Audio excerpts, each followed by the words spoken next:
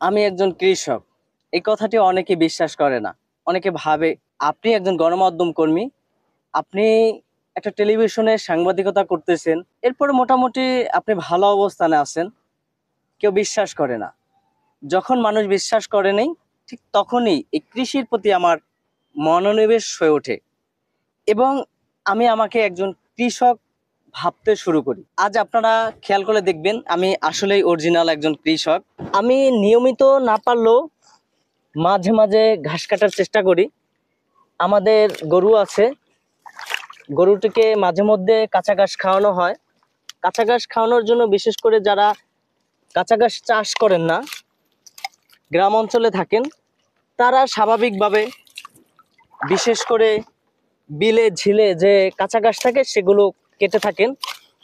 তদ্রূপ আমিও মাঝে মধ্যে আসি, আমাদের গরুর জন্য ঘাস কাটি এবং একজন প্রকৃত কৃষক হওয়ার জন্য যা করা দরকার, যেভাবে করা দরকার, আমি আমার অবস্থান থেকে সর্বোচ্চ চেষ্টা করি কৃষক হবার।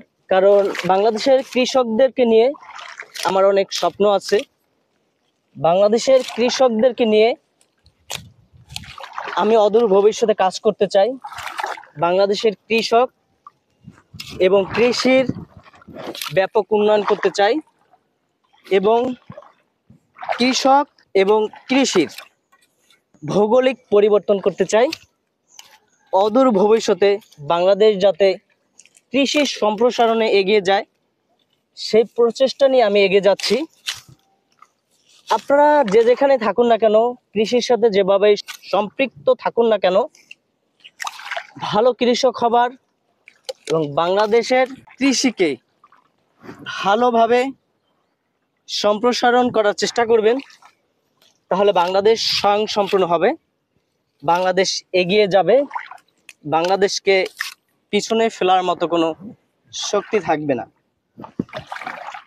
এই হলো আমার কৃষির জীবন এবং এই হলো আমার কৃষক এবং কৃষকদের নিয়ে ভাবনা।